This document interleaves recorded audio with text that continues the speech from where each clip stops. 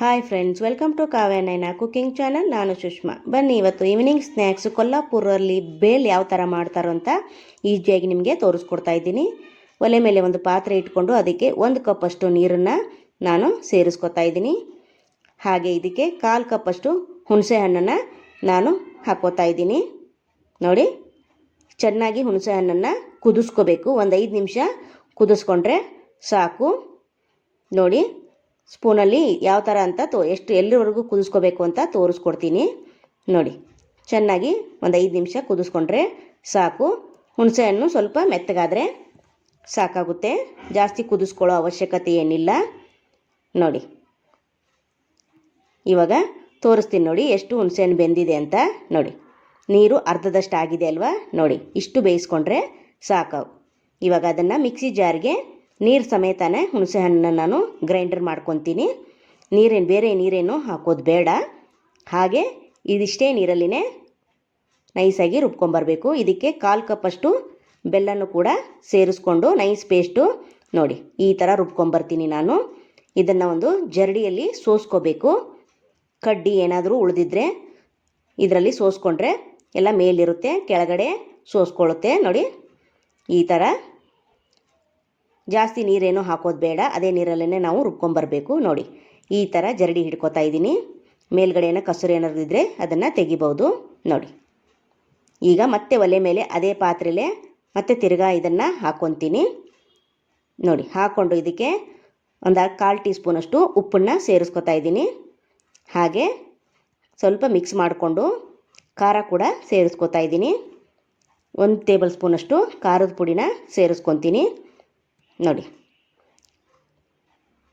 ಸಾಕು. 1 table spoon ಆದರೆ ಸಾಕಾಗುತ್ತೆ, ಜಾಸ್ತಿ ಹಾಕ್ಕೊಂಡ್ರೆ ಖಾರ ಆಗಿಬಿಡುತ್ತೆ. ಮತ್ತು ಒಂದು ಸತಿ ಚೆನ್ನಾಗಿ ಮಿಕ್ಸ್ ಮಾಡ್ಕೋತಾ ಇದ್ದೀನಿ. ನೋಡಿ, ಖಾರ ಕಲರ್ ಇದೆ, ಅದಕ್ಕೋಸ್ಕರ ತುಂಬ ರೆಡ್ ಕಲರ್ ಆಯ್ತದು ಹುಣಸೆ ರಸ. ನೋಡಿ, ಇಷ್ಟು ಬೆಂದಿದೆ, ಇಷ್ಟು ಗಟ್ಟಿಯಾಗಿದೆ, ಸಾಕು. ಒಂದು ಬಟ್ಲಿಗೆ ತೆಗಿಯೋಣ ಇದನ್ನು. ಇದು ರೆಡಿ ಆಯಿತು ಹುಣಸೆ ರಸ. ನೋಡಿ, ಇವಾಗ ಬೇರೆ ಪಾತ್ರೆ ಒಂದು ಒಲೆ ಮೇಲೆ ಇಟ್ಕೊಂಡು ಅದಕ್ಕೆ ಒಂದು 4 ಟೇಬಲ್ ಸ್ಪೂನಷ್ಟು ಎಣ್ಣೆನ ಹಾಕ್ಕೋತಾ ಇದ್ದೀನಿ. ಒಂದು 1/4 ಕಪ್ಪಷ್ಟು ಕಡಲೆ ಬೀಜನ ಕೂಡ ಫ್ರೈ ಮಾಡ್ಕೋತಾ ಇದ್ದೀನಿ. ಜಾಸ್ತಿ ಬೇಕನ್ನೋರು ಕಡಲೆ ಬೀಜ ಇನ್ನೊಂದು ಸ್ವಲ್ಪ ಕೂಡ ಹಾಕೋಬೋದು. ನಿಮ್ಮ ಇಷ್ಟಕ್ಕೆ ಅನುಗುಣವಾಗಿ ನಿಮಗೆ ಎಷ್ಟು ಬೇಕೋ ನೋಡಿಕೊಂಡು ಹಾಕ್ಕೊಂಡು ಫ್ರೈ ಮಾಡ್ಕೊಳ್ಳಿ. ಹಾಗೆ 1 ಗೆಡ್ಡೆ ಬೆಳ್ಳುಳ್ಳಿನ ಸ್ವಲ್ಪ ಜಜ್ಜಿ ಹಾಕ್ಕೋತಾ ಇದ್ದೀನಿ, ಅದನ್ನು ಕೂಡ ಚೆನ್ನಾಗಿ ಫ್ರೈ ಮಾಡ್ಕೋಬೇಕು. ಹಾಗೆ 1/4 ಟೀ ಸ್ಪೂನಷ್ಟು ಅರಿಶಿನ ಕೂಡ ಸೇರಿಸ್ಕೋತಾ ಇದ್ದೀನಿ. ಹಾಗೆ ಸ್ವಲ್ಪ ಒಂದು ಅರ್ಧ ಟೇಬಲ್ ಸ್ಪೂನಷ್ಟು ಖಾರ ಕೂಡ ಸೇರಿಸ್ಕೊತೀನಿ. ಸ್ವಲ್ಪ ರುಚಿಗೆ ಉಪ್ಪನ್ನು ಕೂಡ ಸೇರಿಸ್ಕೊತೀನಿ. ನೋಡಿ, ಮತ್ತೆ ಒಂದು ಸತಿ ಚೆನ್ನಾಗಿ ಮಿಕ್ಸ್ ಮಾಡ್ಕೊಳ್ಳೋಣ. ಹಾಗೆ 1 ಟೇಬಲ್ ಸ್ಪೂನಷ್ಟು ಸಕ್ಕರೆ ಕೂಡ ಸೇರಿಸ್ಕೊಂಡು ಇವಾಗ ಮತ್ತೆ ಒಂದು ಸತಿ ಫ್ರೈ ಮಾಡ್ಕೋತಾ ಇದ್ದೀನಿ. ನೋಡಿ, ಚೆನ್ನಾಗಿ ಫ್ರೈ ಮಾಡ್ಕೋತಾ ಇದ್ದೀನಿ. ನೋಡಿ, ನೀವು ಯಾವಾಗಲೂ ವೈಟ್ ಕಡಲೆ ಪುರಿಗೇ ಬೇಲ್ ಥರ ಮಾಡಿಕೊಂಡು ತಿಂದಿರ್ತೀರ. ನಾನು ಕಡಲೆ ಪುರಿನ ಒಗ್ಗರಣೆ ಮಾಡಿ ನಾನು ಆಮೇಲೆ ಬೇಲ್ ಮಾಡ್ತಾಯಿದ್ದೀನಿ. ಇದೇ ಸೀಕ್ರೆಟು ಇಂಗ್ರೀಡಿಯೆಂಟ್ಸು ಸ್ವೀಟ್ ಚಟ್ನಿ. ಅದಕ್ಕೋಸ್ಕರ ಮುಂಚೆನೇ ತೋರಿಸ್ಕೊಟ್ಟಿದ್ದೀನಿ ಸ್ವೀಟ್ ಚಟ್ನಿ ಯಾವ ಥರ ಮಾಡೋದು ಅಂತ. ಅದಾದಮೇಲೆ ನೋಡಿ, ಸ್ವಲ್ಪ ಕಡಲೆ ಪುರಿನ ನಿಮಗೆ ಎಷ್ಟು ಬೇಕೋ ಅಷ್ಟು ಹಾಕ್ಕೊಂಡು ನಾವು ಈ ಥರ ಮಿಕ್ಸ್ ಮಾಡ್ಕೋಬೇಕು. ನೋಡಿ, ಇವಾಗ ಬೇಲ್ ರೆಡಿ ಮಾಡ್ಕೊಳ್ಳೋಣ. ಬನ್ನಿ ಫ್ರೆಂಡ್, ಒಂದು ಅಗಲವಾದ ದೊಡ್ಡದು ಪಾತ್ರೆ ತಗೊಳ್ಳಿ. ಅದಕ್ಕೆ ಸ್ವಲ್ಪ ಕಡಲೆ ಪುರಿ ಹಾಕ್ಕೋತಾ ಇದ್ದೀನಿ. ಹಾಗೆ ಶೇವ್ ಕೂಡ ಸೇರಿಸ್ಕೋತಾ ಇದ್ದೀನಿ. ಹಾಗೆ ಒಂದು ದೊಡ್ಡ ಸೈಜು ಈರುಳ್ಳಿನ ಸಣ್ಣದಾಗಿ ಕಟ್ ಮಾಡಿ ಕೂಡ ಅದನ್ನು ಕೂಡ ಸೇರಿಸ್ಕೋತಾ ಇದ್ದೀನಿ.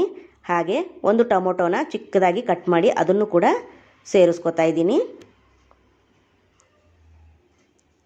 ಹಾಗೆ ಇದಕ್ಕೆ ಸ್ವಲ್ಪ ಕ್ಯಾರೆಟು ತುರಿದು ಹಾಕ್ಕೋತಾ ಇದ್ದೀನಿ. ನಿಮ್ಮ ಹತ್ರ ಸೌತೆಕಾಯಿ ಇದ್ದರೂ ಕೂಡ ನೀವು ಸೇರಿಸ್ಕೋಬೋದು. ನೋಡಿ, ಇವಾಗ ಕೊತ್ತಂಬರಿನ ಸ್ವಲ್ಪ ಸೇರಿಸ್ಕೋತಾ ಇದ್ದೀನಿ. ಹಾಗೆ ಚಾಟ್ ಮಸಾಲ ಒಂದು ಅರ್ಧ ಟೇಬಲ್ ಸ್ಪೂನಷ್ಟು ಸೇರಿಸ್ಕೋತಾ ಇದ್ದೀನಿ.